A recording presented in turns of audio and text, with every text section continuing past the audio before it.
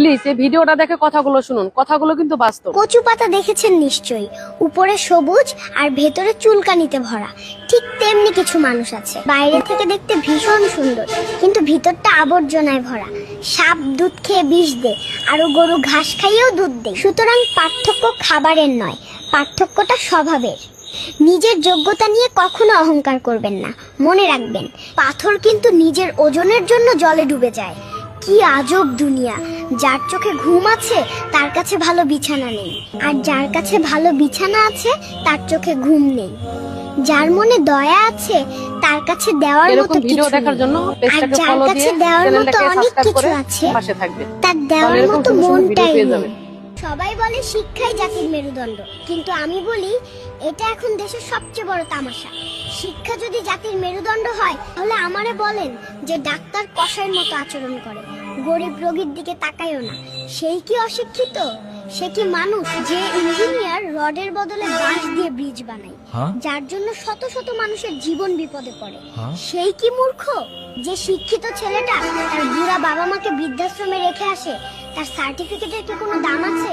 আর যে স্যার পরীক্ষার আগে প্রশ্ন পাস করে হাজার হাজার ছাত্রছাত্রীদের জীবন নষ্ট করে দেয়, তারে কি আমরা শিক্ষক বলবো? এই ডিপ্লোমা আর ডিগ্রি দিয়ে কি লাভ যদি মনুষ্যত্বই না থাকে? এই শিক্ষিত লোকগুলা কারা? নিজের দোষ ঢাকতে যেয়ে যারা অন্যের ঘাড়ে দোষ চাপিয়ে দেয়, তাদের সাথে তর্কে কখনো জিতা যায় না, কারণ তারা প্রতিটা মিথ্যাকে যুক্তি দিয়ে সাজিয়ে ফেলে। যতদিন বোকা হয়ে থাকবেন ততদিন সম্পর্ক ঠিক থাকবে। যখন থেকে ভুলকে ভুল আর সঠিককে সঠিক বলা শুরু করবেন, ঠিক তখনই সম্পর্ক শেষ। এটাই বাস্তব।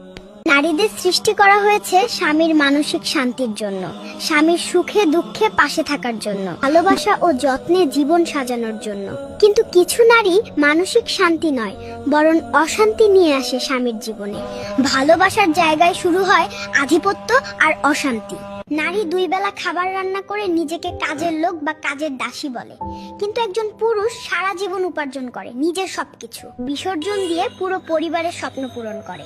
আসল জীবনে তো পুরুষই কাজের লোক, যা কোনো নারী বুঝতেও চেষ্টা করে না। পুরুষ তার শখের নারীকে খুশি রাখতে নিজের সব সুখ হাসি মুখে বিলীন করে দেয়। কারো কাছে প্রমাণ করার দরকার নেই তুমি কতটা ভালো, তুমি কতটা সৎ। জীবন তোমার, তাই তোমার মতো করে চলো।